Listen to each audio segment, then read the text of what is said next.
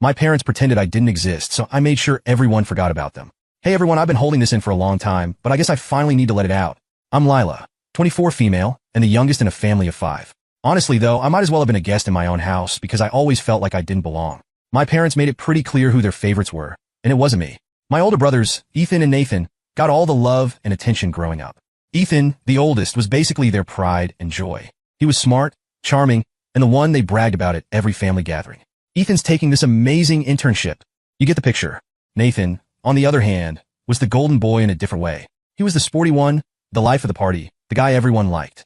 He had trophies lining the shelves in his room, and my parents loved showing them off to anyone who walked through the door. And me? I was just Lila, the quiet kid in the corner. Oh, you're here too? Child. It wasn't like they were mean to me. They just didn't care enough to notice I existed half the time. I first started to realize how different things were when I was about 9. I have a core memory where, one day, school let out early because of a storm. Everyone else had their parents rushing to pick them up. I waited and waited, clutching my bag and staring out the window as, one by one, the kids left. I was the last one there. The janitor eventually came over and asked if my parents were on their way. I remember saying, they must be stuck in traffic. I waited another hour, and when it started to get dark, I gave up. I walked home, soaked to the bone because I didn't even have an umbrella. By the time I got there, my shoes were squishing with every step. When I opened the door, my mom was sitting on the couch flipping through a magazine. She didn't even look at me. Oh, you're back. Dinner's in the fridge. That was it. No, why are you soaked? Or I'm sorry we forgot you. Nothing. It wasn't just one bad day, though. Stuff like that happened all the time. My parents forgot to pick me up from school so often that my teacher started offering to drive me home. She'd ask, do you want me to call them? I always said no because, honestly, what was the point? Birthdays weren't much better. My mom would throw these parties, but they weren't for me. She'd invite her friends and their kids, not mine. I remember one year, I overheard her talking to a friend on the phone. She said, Lila doesn't really have friends anyway. I was standing in the hallway, and it hit me so hard that I went back to my room and stayed there until the party was over. Ethan and Nathan weren't much better. Ethan loved teasing me about everything. If I brought home a good grade, he'd laugh and say, what, do you want a medal? Nathan was the cool one, so he barely acknowledged me, unless it was to roll his eyes or tell me to stop being so annoying. The worst part was that everyone outside the family thought we were perfect. My aunts would gush about how lucky I was to have such a supportive, rich family. Lucky? Are you kidding me? By the time I got to middle school, I thought that if I wanted attention from my parents, I'd have to do something big. So I joined clubs, started working harder on my grades, and signed up for every after-school activity I could. I thought maybe, just maybe if I excelled at something, they'd notice me. It works, or they'd say stuff like, good job, but it was always in passing like they were checking it off a list. Meanwhile, Ethan was going on about his plans for college, and Nathan was racking up more trophies. Compared to them, I felt like an afterthought. One year, I made the honor roll, and the school sent home a certificate. I was so proud of it that I taped it to the fridge, thinking my parents would see it and say something. The next day it was gone. My mom had replaced it with one of Nathan's soccer schedules. Even when I tried to confront them about it, it was like talking to a wall. I remember asking my dad why they never came to my school events. He said, we're busy, Lila, you know that. Busy doing what? You went to Ethan's debate last week. I fired back. He just shrugged. Ethan's competitions are a big deal. Besides, we can't be everywhere at once. I didn't even bother responding. By the time high school rolled around, I had pretty much given up on trying to compete for their attention. Instead, I focused on building something for myself. I threw everything into academics and worked my ass off, but this time, to impress only myself. It paid off. I became valedictorian of my class. I thought maybe, finally, this would be the thing that made them proud. I sent out invitations to the graduation ceremony, making sure they had all the details. I even reminded them the week before. The day of my speech, I stood at the podium and scanned the crowd, looking for their faces. Their seats were empty. Afterward, I found out they had gone to one of Nathan's basketball games instead. It wasn't even a championship or anything, just some regular game. I remember sitting in my car after graduation, holding my diploma, and feeling completely numb. It didn't matter what I did, they were never going to see me. That moment stuck with me. It was the first time I truly realized I was on my own. I knew I couldn't rely on them for anything. Not their support, not their approval, nothing. I think that was when I started planning my escape. College was my ticket out, and I wasn't going to waste it. When I started applying for colleges, I knew one thing. I was getting as far away from home as possible. There wasn't some big emotional goodbye when I left either. My parents barely acknowledged it. Ethan had gone to a prestigious university a few years earlier, and Nathan was already being scouted for college sports. Me going to school? Just another event on the calendar. I got into a decent school on a full scholarship, which was the only way it was happening since I knew they wouldn't help me financially. And they didn't. Ethan got a brand new car when he graduated, and my parents made sure Nathan's dorm was fully paid for. Meanwhile, I got a congrats text and nothing else. At first, college was overwhelming. I was juggling classes, working part-time, and trying to figure out how to live on my own. But honestly, it felt freeing. No one was there to dismiss me or make me feel like an afterthought. For the first time, I started to realize I could build a life without them. It wasn't all smooth sailing, though. In those first few months, I'd get random texts from my mom, usually something passive-aggressive like, "Haven't heard from you in a while. Too busy for your family?" Once, she even left me a voicemail saying she missed me, but the tone made it clear she wasn't actually sad. I think she just liked the idea of me feeling guilty. I didn't bother replying most of the time. One time, she asked if I was coming home for the holidays. I told her I couldn't afford the trip since I was paying for everything myself. Her response? "Well, if you manage your money better, you wouldn't have that problem." I nearly laughed out loud, as if I wasn't already scraping by with 2 part-time jobs and student loans. As the semesters went on, I started to find my footing. I got a job at a cafe near campus, and the owner was kind enough to treat me like a human being, which was more than I could say for my own parents. It was nice having someone ask, "How are you doing?" and actually mean it. Even as I was figuring myself out, the cracks in my family kept getting bigger. Every so often, I'd check my brother's social media, and it was like looking at a completely different world. Ethan was thriving in his high-paying internship, constantly posting pictures of fancy dinners and vacations. My parents were probably footing the bill for all of it. Nathan was killing it in his sports career with endless posts from games my parents were front and center for. There were no mentions of me, of course. No proud of Lila for doing her thing at college, or look at my daughter working so hard. It was like I didn't exist. One day, a coworker at the cafe asked me about my family. I didn't know what to say. "Oh, they're busy with my brothers," I said, brushing it off. But inside, I felt this familiar pang of anger. Why was it so easy for them to ignore me? Things came to a head during the holidays. My parents kept pushing for me to come home for Christmas, and I finally gave in, thinking it might not be so bad. Big mistake. The second I walked in the door, it was clear I was a visitor, not family. My mom made a big deal about Ethan's new job and Nathan's latest game highlights. No one even asked how I was doing. At one point during dinner, Ethan smirked and said, "Wait, what are you even studying again?" I glared at him. "Business, like I've told you 100 times. "All right, business," he said, dragging out the word like it was some joke. Then he turned to Nathan. "So what's the deal with your next game?" I sat there, barely resisting the urge to throw something across the room. My dad decided to pipe up, all smug. Ethan and Nathan are really making the family proud. I bit my tongue so hard I could taste blood, but inside I was boiling. After dinner, my mom cornered me in the kitchen. "You've been really quiet, Lila. Is there something wrong?" I stared at her. "Yeah, I'm great," I said, dripping with sarcasm. "Well, you sure don't seem great," she snapped back. "Maybe if you actually visited once in a while, you wouldn't feel so left out." That was it. I exploded. "Oh, I feel left out because you've never given a crap about including me. Don't act like this is on me." Her face twisted. "That's not true, Lila, and you know it. Stop being so dramatic." "Dramatic?" I shot back. "You've ignored me my whole life. Don't stand there and act like it's my fault. I don't want to be around you." I shook my head and walked away. What was the point? The breaking point came later that night when I was in the kitchen getting some water and heard voices outside. My dad was talking to the neighbor over the fence. Normally, I'd tune out their boring small talk, but then I heard my dad say something that stopped me in my tracks. "Yeah, we got 2 kids. Ethan and Nathan keep us plenty busy. 2 kids, not 3. At first, I thought I'd misheard. I stepped closer to the door, heart pounding. My mom laughed and added, "Lila's off doing her own thing, I guess. She's not around much anymore." By this point, I realized they weren't just ignoring me. They'd erased me. I felt a wave of anger rush through me. Before I could even think it through, I yanked the door open and stepped outside. My dad and the neighbor looked up, startled. "2 kids, huh?" I said, my voice shaking. "Guess I don't count anymore." My dad blinked, clearly caught off guard. "Lila, it's not what you think." "Don't," I cut him off. "I heard you. You don't even acknowledge me as your kid. What kind of parent does that?" The neighbor awkwardly mumbled something about needing to head home and scurried away. My dad turned to me, his face hardening. "Lila, you're being dramatic. You're always off doing your own thing. So what do you expect us to say?" "What do I expect?" I was shaking from anger. "I expect you to remember I exist. I expect you to care, even just a little about my life. But I guess that's asking too much, huh?" My mom sighed, like I was the one being unreasonable. "Lila, you're overreacting. You're so sensitive about these things." I laughed bitterly. "Sensitive? You've ignored me my whole life, and now you're pretending I don't exist. And I'm a sensitive one." "Lila, stop this," my dad said. "You're being ridiculous. We've always supported you." "Supported me? How exactly? You didn't even pay for my college. You show up for every one of Nathan's games, brag about Ethan's job to everyone. But what have you done for me? Name one thing." Neither of them said a word. They just stood there, looking at me like I was the problem. But I was done. Completely, utterly done. "You know what?" I said, stepping back toward the door. "Forget it. You don't have to pretend anymore. You've made it pretty clear where I stand. I'm leaving, and don't bother calling me, because I'm not coming back." My mom rolled her eyes and said, "Oh, come on, Lila. Stop making a big deal out of everything." I didn't even reply. I went inside, grabbed my things, and walked out. That night, I drove back to my apartment in silence, replaying the whole thing in my head. Part of me felt a twinge of guilt, wondering if I'd overreacted. But then I reminded myself of everything that led to this point. The years of neglect, the empty seats at my graduation, the complete lack of care. This wasn't me overreacting. This was me finally standing up for myself. When I got back to my apartment, I sat on my bed for a long time, staring at my phone. There were a couple of missed calls from my mom, but no voicemails, no texts, not even an attempt to apologize. That was the moment I knew it wasn't just about leaving physically. I had to cut them out of my life completely. I unfriended them on every social media platform and updated my emergency contacts.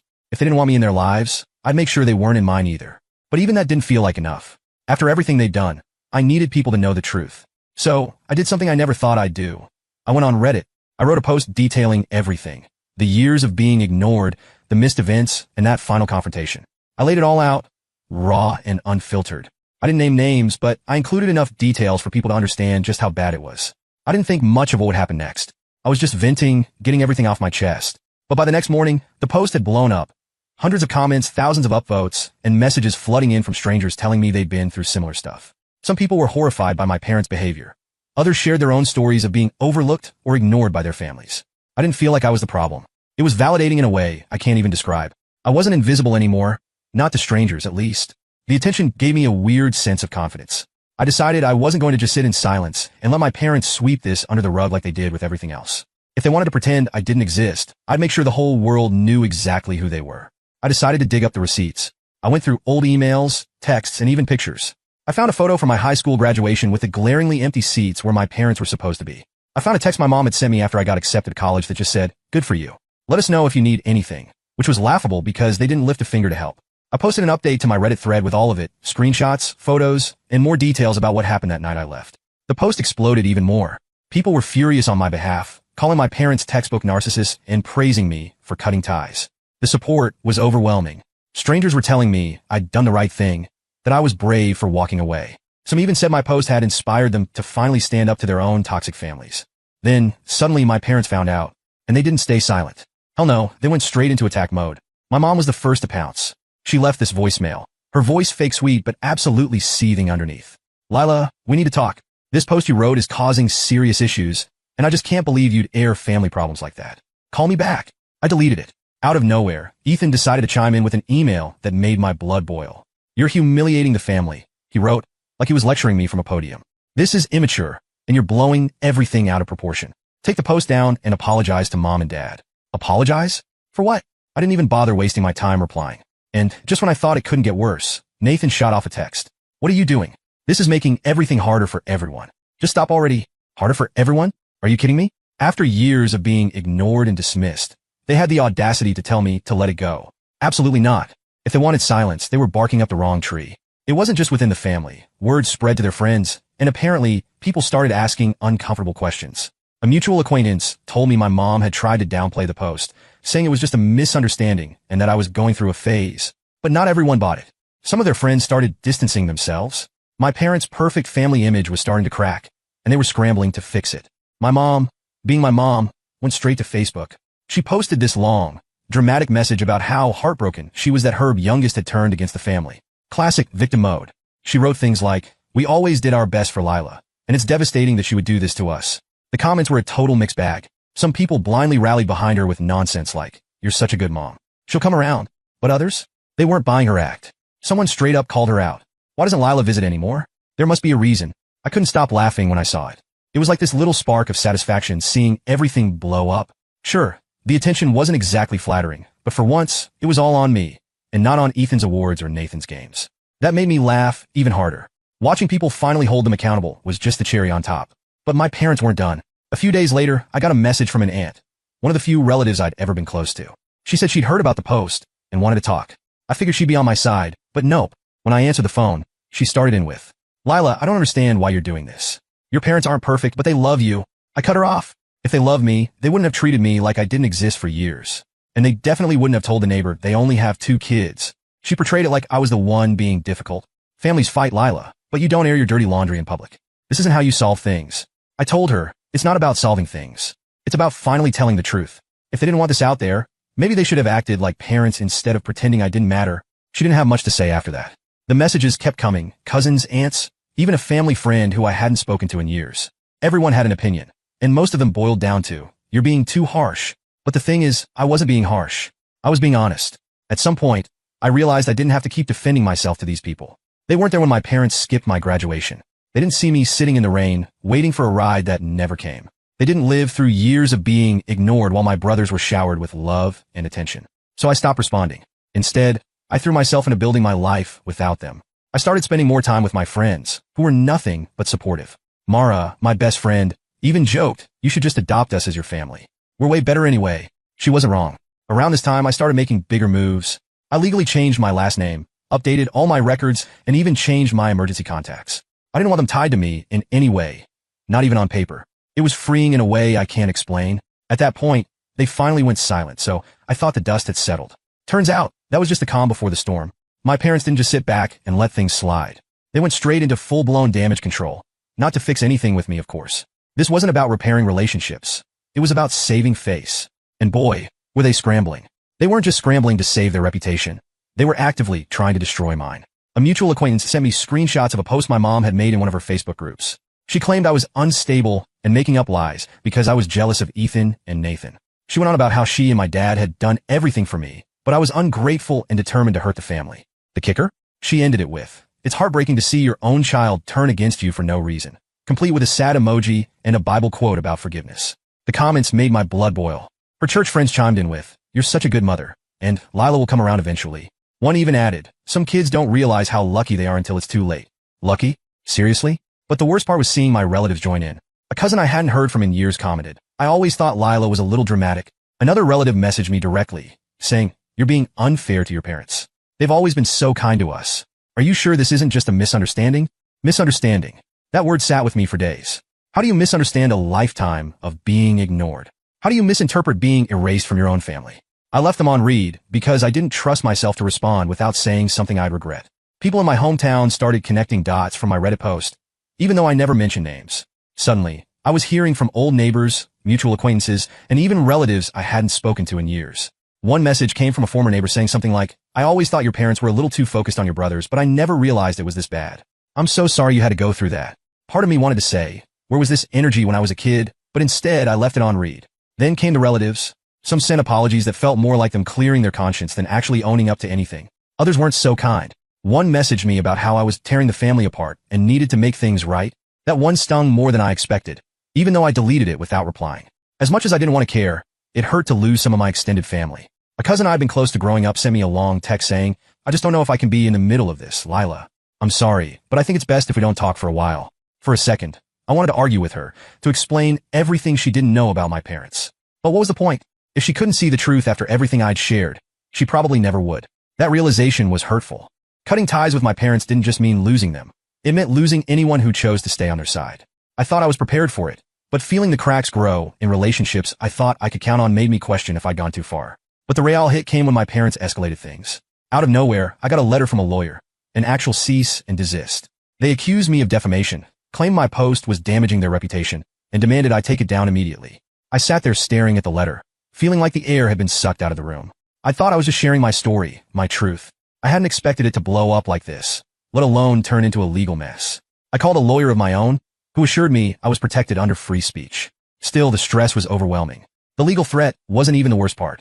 The worst part was how fast the story was spreading. Mutual acquaintances started messaging me, asking what was going on. Some were nosy. Others were outright judgmental. Even at work, people were whispering. One coworker approached me and said, "Hey, I saw this post about family drama. It sounds familiar. How did you even find that?"